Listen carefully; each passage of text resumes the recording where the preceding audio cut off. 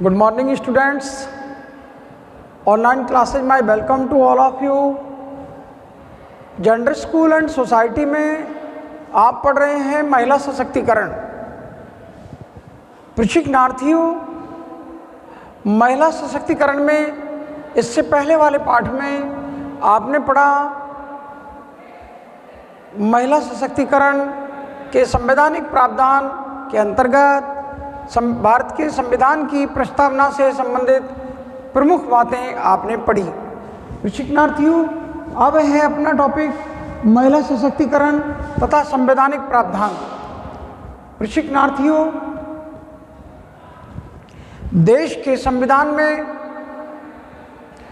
महिलाओं को सशक्त करने के लिए ढेर सारे कानूनों का प्रावधान रखा गया है। प्रशिक्षणार्थियों, महिलाओं के लिए पुरुषों के समान खड़ा करने के लिए या पुरुषों के समान अधिकार प्रदान करने के लिए संविधान में कुछ प्रावधान रखे गए हैं, जिससे कि महिलाओं को दोयम दर्जे से निजात दिलाई जा सके या पुरुषों के वर्चस्व से बचाया जा सके। प्रशिक्षणार्थियों, अनुच्छेद 14 कानून के समक्ष समानता और संरक्षण की बात करता है। देश के संविधान में अनुच्छेद 14 के अंतर्गत कानून के समक्ष देश के समस्त नागरिक, क्या स्त्री हो या पुरुष हो, अमीर हो, गरीब हो, किसी जाति के हो, किसी वर्ग के हो, किसी संप्रदाय के हो, किसी क्षेत्र के हो, किसी भाषा के हो, किसी नस्ल के हो, किसी धर्म के हो, भेदभाव नहीं करता।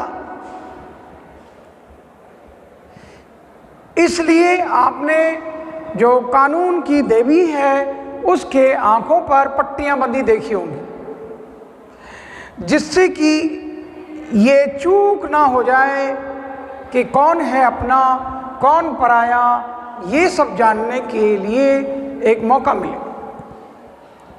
उस भेदभाव को मिटाने के लिए कानून की आंखों पर पट्टी बांध दी गई, क्योंकि कानून की नज़र में क्या गोरा, कानून की नज़र में क्या काला, कानून की नज़र में क्या राजा, कानून की नज़र में क्या रंग, क्या फकीर,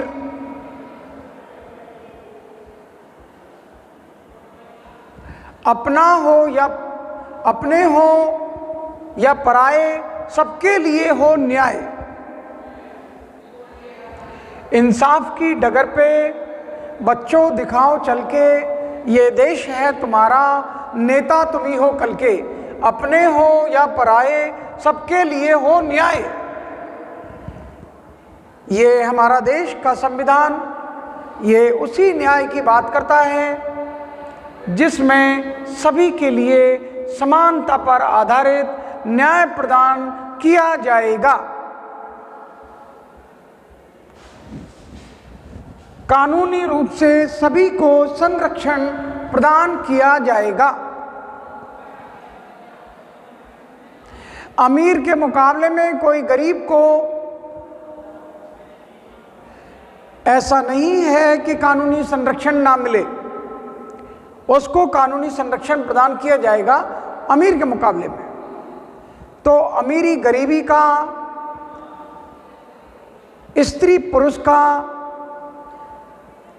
संप्रदायों का, जातियों का, नस्ल का, भाषा का भेदभाव कानून के सामने नहीं चलता। अनुच्छेद 15 लिंग के आधार पर भेदभाव का निषेध करता है। प्रशिक्षणार्थियों, देश के समस्त नागरिकों को कानून के लिंग के आधार पर भेदभाव नहीं करने के लिए बाध्य किया गया है। इसके लिए देश के संविधान में अनुच्छेद 15 है। अनुच्छेद 16 अवसरों की समानता प्रदान करता है, चाहे वो शिक्षा के अवसर हों, चाहे वो नौकरी प्राप्त करने के अवसर हों, सभी को ये अवसरों की समानता प्रदान की गई है। अनुच्छेद 19 से 22 में स्वतंत्रता की बात या स्वतंत्रता प्रदान की गई है। वो स्वतंत्रता है विचार और अभिव्यक्ति की स्वतंत्रता, किसी धर्म संप्रदाय उपासना की स्वतंत्रता, किसी विश्वास की स्वतंत्रता, राज्यों देश में कहीं भी आने जाने की स्वतंत्रता। ये स्वतंत्रता देश के समस्त नागरिकों को प्रदान की गई है।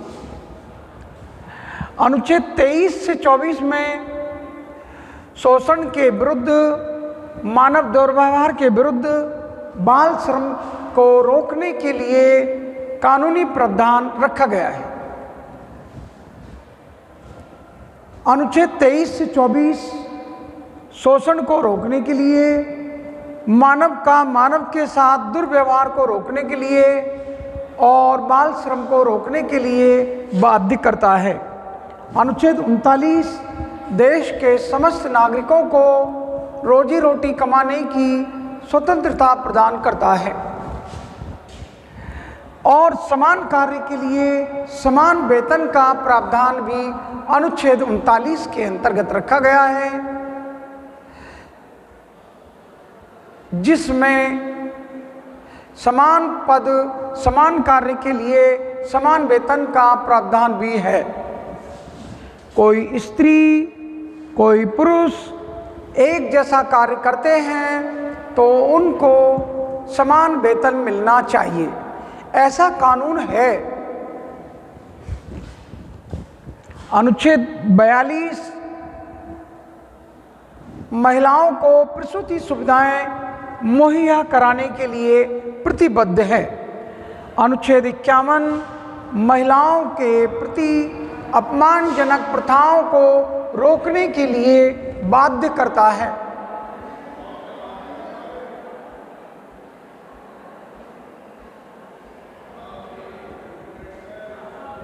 बाल विवाह महिलाओं के लिए अपमानजनक प्रथा है। सती प्रथा महिलाओं के लिए अपमानजनक प्रथा है। नियोग प्रथा महिलाओं के लिए अपमानजनक प्रथा है। ये प्रथाएं ऐसी प्रथाएं हैं जिनसे महिलाओं का कद घट गया है। डायन मान लेना पुरुषों को क्यों नहीं माना जाता? बिसाही, डायन, ये प्रथाएं ऐसी हैं जिनसे महिलाओं का अपमान होता है। कोई महिला मानसिक रूप से विक्षिप्त है या महिला अपने मानसिक संतुलन खो बैठी है, ऐसी स्थिति में उस महिला को समाज के द्वारा डायन बता दिया जाता है। ऐसा कुछ नहीं है कि डायन आपके बच्चों को देख लेगी और डस लेगी।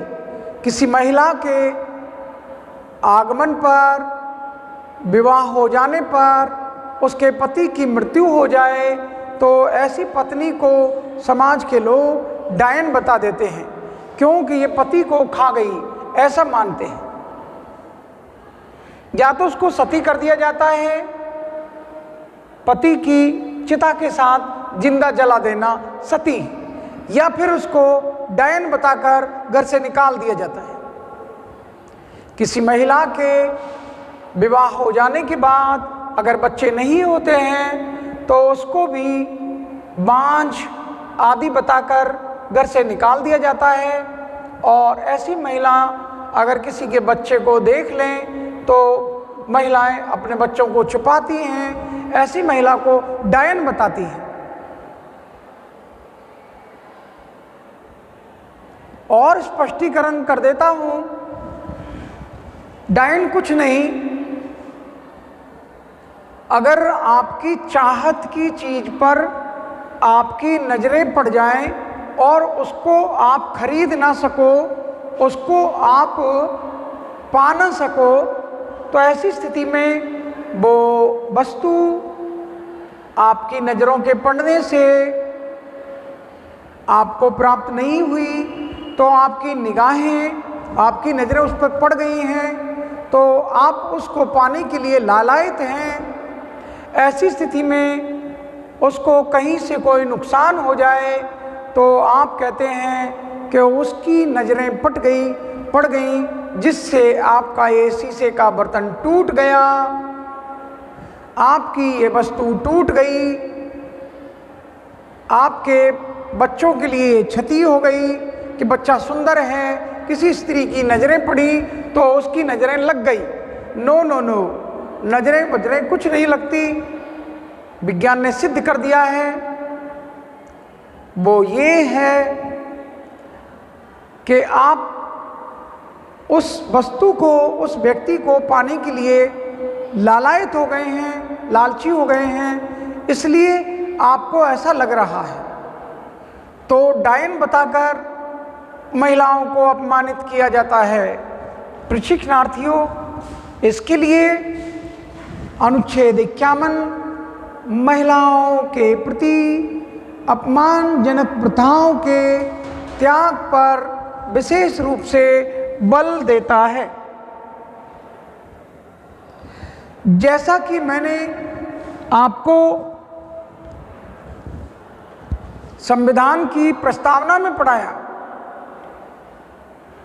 संविधान की प्रस्तावना में आपने पढ़ा कि महिलाओं को पुरुषों के समान अधिकार प्रदान किए गए हैं और राज्यों को नीति निर्देशक तत्वों के अंतर्गत ऐसी नीतियों का निर्माण करने के लिए बाध्य किया गया है जिसमें अधिक से अधिक महिलाओं के हितों का ध्यान रखा गया हो। प्रशिक्षणार्थियों, मूल अधिकार और नीति निर्देशक तत्व महिला हितों की बात करते हैं। राज्यों को विशेष रूप से ऐसी नीतियों का निर्माण करने के लिए बाध्य किया गया है, निर्देशित किया गया है कि वो महिला कल्याण के, महिला हित के मद्देनजर नीतियों का निर्माण करें। प्रशिक्षणार्थियों, महिला सशक्तिकरण और संवैधानिक प्रावधान के अंतर्गत अनैतिक देह व्यापार निषेध अधिनियम 1956 का निर्माण किया गया। प्रशिक्षणार्थियों, अनैतिक देह व्यापार ये एक ऐसी प्रथा है जिसमें किसी स्त्री के पति की आर्थिक स्थिति, शारीरिक स्थिति या पारिवारिक स्थिति, सामाजिक स्थिति के कमजोर होने से या पुरुष के द्वारा पारिवारिक पालन पोषण नहीं कर पाने की स्थिति में, परिवारजनों का भरण पोषण नहीं करवाने की स्थिति में, कर पाने की स्थिति में माना कि कोई पति पत्नी अपने परिवारजनों का, अपने बच्चों का और अपने परिवारजनों का पालन पोषण, भरण पोषण नहीं कर पा रहे हैं। या पति शारीरिक रूप से बीमार है, कमजोर है, तो ऐसी स्थिति में वो अपनी पत्नी को देह व्यापार में ढकेल देता है और उसका देह शोषण होता रहता है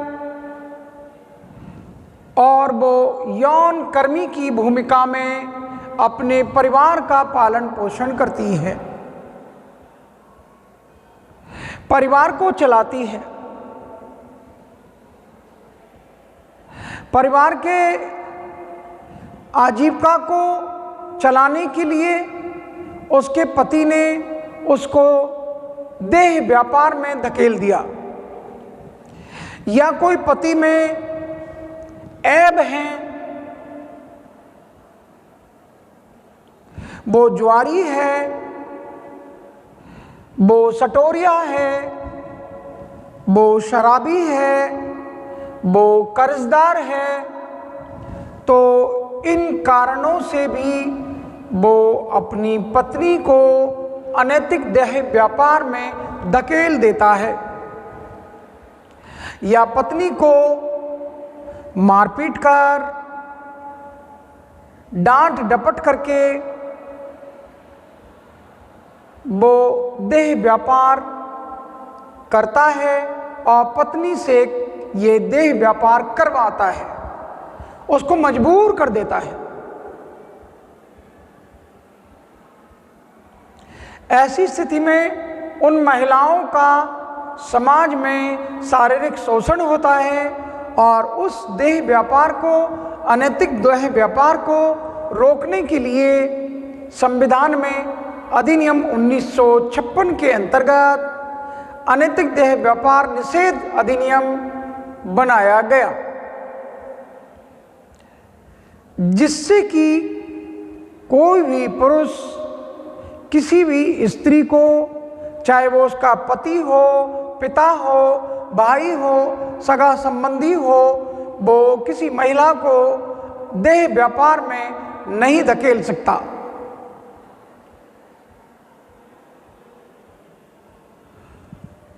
क्योंकि देश का संविधान अनैतिक देह व्यापार निषेध अधिनियम 1956 के अंतर्गत देश की तमाम महिलाओं को ये शक्ति प्रदान करता है कि पुरुष उनके देह का व्यापार नहीं कर सकता। प्रशिक्षणार्थियों, दहेज निषेध अधिनियम 1961 और संशोधन 1986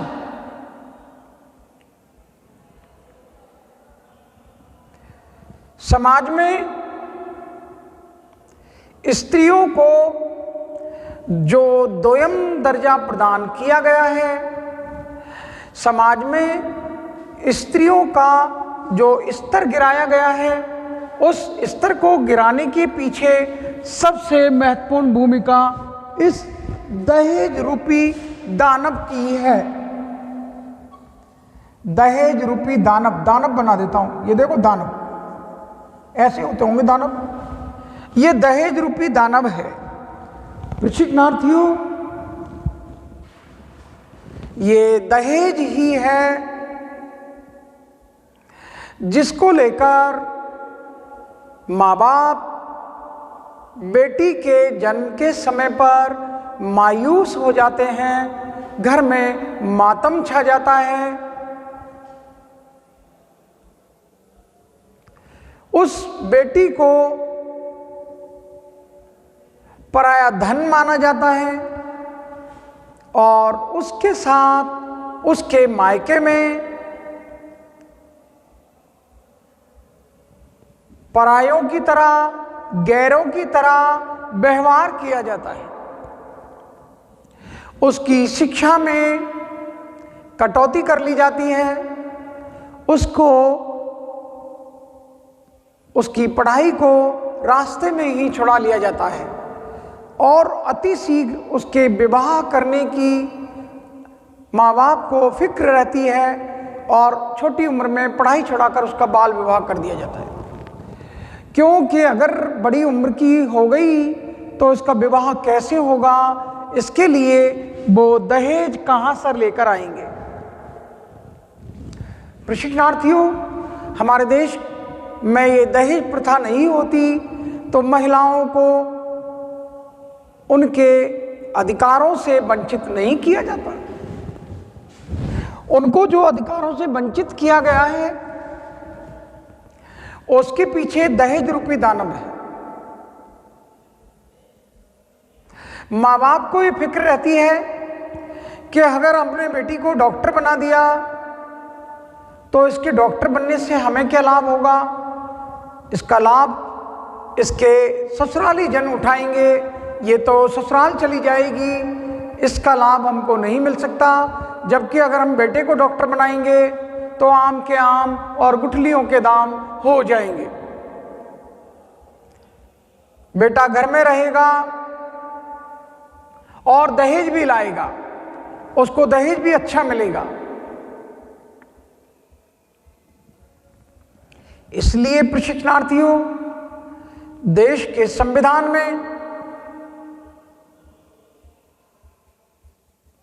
उन दहेज हत्याओं से चिंतित होकर जिस बेटी को माँ बाप ने दहेज कम दिया, ससुराली जनों ने दहेज की मांग की या उनकी इच्छा के अनुरूप दहेज नहीं मिलने पर बेटियों को, बहुओं को जिंदा जलाया गया।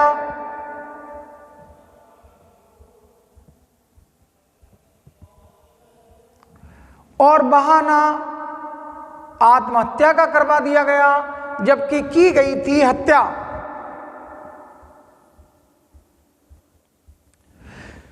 तो ऐसी घटनाओं को, ऐसी दुर्घटनाओं को लेकर संविधान ने देश की महिलाओं को ये गरिमा, ये महिमा प्रदान की कि दहेज लेना, दहेज देना अपराध है।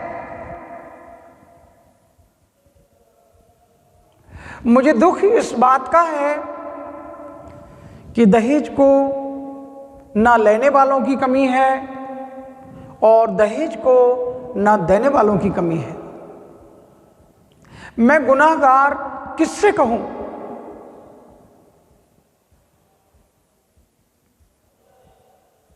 है इधर भी मजबूरी, है उधर भी मजबूरी, दोनों मजबूर हैं। एक चाहता है कि बेटे को इतना खर्च मैंने उसकी शिक्षा पर किया है तो इतना दहेज बेटी वालों से मिलना चाहिए। बेटी वाले इसलिए दहेज दे रहे हैं कि कल हम बहू लाएंगे तो उनको क्या बताएंगे कि हमने कार दी थी और आपने हमको बेकार कर दिया। ये भावनाएं, ये दुर्भावनाएं जब तक नहीं छोड़ी जाएंगी, दहेज प्रथा का अंत नहीं हो सकता।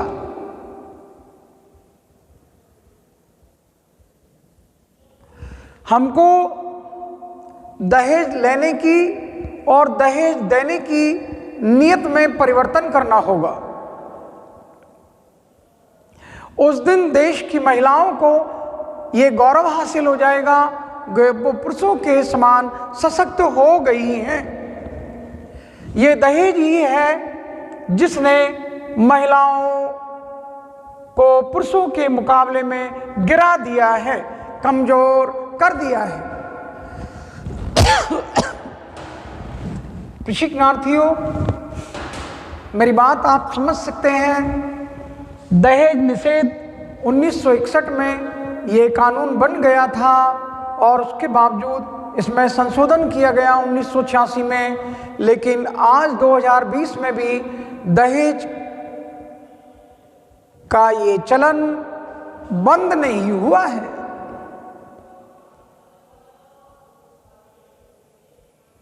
कानून को सख्ती से पालन करना होगा। जिस दिन कानून कड़ाई से पालन करेगा, ये दहेज रूपी दानव का अंत किया जा सकेगा।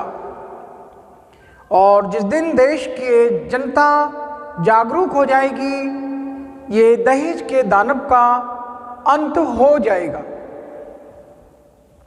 मैं समझता हूँ महिलाओं को सशक्त करने में दहेज के निषेध की महत्वपूर्ण भूमिका होगी। प्रशिक्षणार्थियों, अश्लील व्यवहार निषेध। महिलाओं के साथ अश्लील व्यवहार किया जाता है, उसके लिए उन पर टीका टिप्पणियाँ की जाती हैं, फप्तियाँ कसी जाती हैं, गाली गलौज की जाती है और उनको नीचा दिखाने के लिए उनके अंगों पर टीका टिप्पणी करने के लिए, उनके चाल पर, उनके चलन पर टीका टिप्पणी करने के लिए अश्लील हरकतें की जाती हैं। तो उसके लिए रोकने को, महिलाओं को मजबूत करने के लिए अधिनियम 1986 बनाया गया। अश्लील व्यवहार निषेध अधिनियम 1986। जैसा कि मैं आपसे पहले कह चुका हूं कि महिलाओं को अपमानजनक प्रथाओं में एक सती प्रथा भी है। महिलाओं को उन प्रथाओं का अंत करके ही हम सशक्त कर सकते हैं, जिनमें दहेज और सती, डायन, बिसाही, ये प्रथाएं जब तक नहीं रोकी जाएंगी तब तक महिलाओं को सशक्त नहीं किया जा सकता। तो सती प्रथा को रोकने के लिए 1987 में कमीशन ऑफ सती बना। प्रशिक्षणार्थियों, घरेलू हिंसा ये महिलाओं को अपनी शक्ति का परिचय नहीं देने देती। महिलाओं के साथ घरेलू हिंसा अंदर और बाहर, उनके साथ दो प्रकार की हिंसा होती है, जिसमें घरेलू हिंसा सबसे अधिक मात्रा में महिलाओं के संग होने वाली हिंसाओं में यही घरेलू हिंसा है।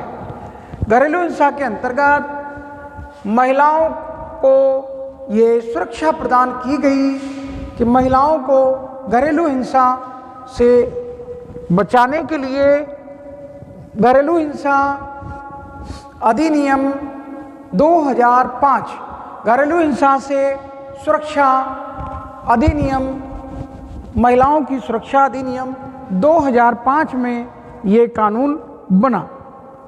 प्रशिक्षणार्थियों, इस कानून के अंतर्गत महिलाओं को पुरुषों के समान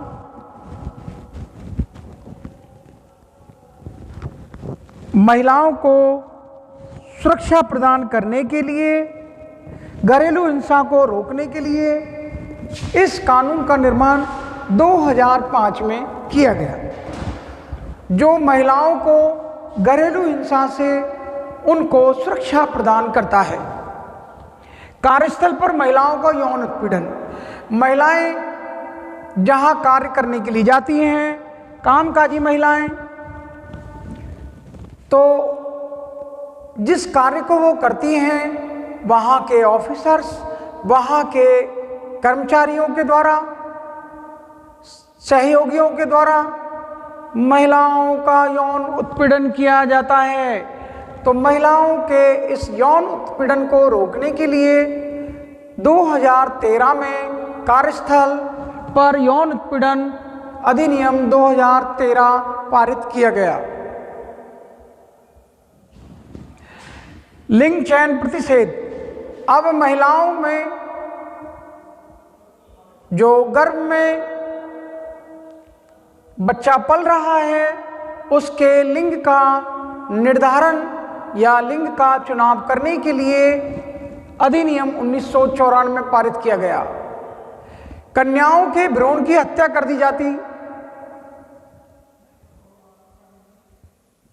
आपकी तकनीक और विज्ञान के चमत्कार के द्वारा ऐसी मशीनें ईजाद हो गई हैं जिनमें महिला के गर्भ में पल रहे भ्रूण की जांच कर ली जाती है कि ये लड़का है या लड़की, और लड़की है तो उस कन्या के भ्रूण की हत्या कर दी जाती है, कन्या भ्रूण हत्या। प्रशिक्षणार्थियों, तो सरकार ने, संविधान ने ये कानून बनाया 1994 में कि आप लिंग चयन प्रतिषेध अधिनियम 1994 के अंतर्गत कोई भी परिवारीजन लिंग का निर्धारण नहीं कर सकता, लिंग की जांच नहीं करा सकता। जो भ्रूण, वो बालक, जो बालिका मां के गर्भ में पल रहा है, ऐसी स्थिति में अस्पताल को और परिवारीजनों को दोषी ठहराकर कठोर कारावास की सजा दी गई है। प्रसूति सुविधा अधिनियम 1961, महिलाओं को प्रसूति सुविधाएं देश की संविधान ने प्रदान की हैं, जिसमें उनके गर्भ में पल रहे बच्चे के निर्धारित होते समय उनको ये सुविधा मुहैया कराई गई है कि वो जब तक उनका बालक बालिका जन्म ले लेता तब तक वो ये सुविधा उपलब्ध उनके लिए रहेगी। प्रशिक्षणार्थियों, ये विभिन्न अधिनियम महिलाओं को सशक्त करने के लिए, पुरुषों के समान खड़ा करने के लिए संविधान ने उनको ये अधिकार प्रदान किए हैं। महिला सशक्तिकरण तथा संवैधानिक प्रदान, महिलाओं को पुरुषों के समान सशक्त करने के लिए, पुरुषों के समान मजबूती से खड़ा करने के लिए संविधान ने ये प्रावधान रखे गए हैं, संविधान में ये प्रावधान निर्धारित किए गए हैं। मैं समझता हूँ मेरा ये छोटा सा पाठ जो आपको पढ़ाया गया है समझ में जरूर आया होगा। मैं आपके लिए यहीं पर धन्यवाद ज्ञापित करता हूँ। प्रशिक्षणार्थियों, अगर समझ में नहीं आता है पूछ लीजिएगा। Thank to all of you.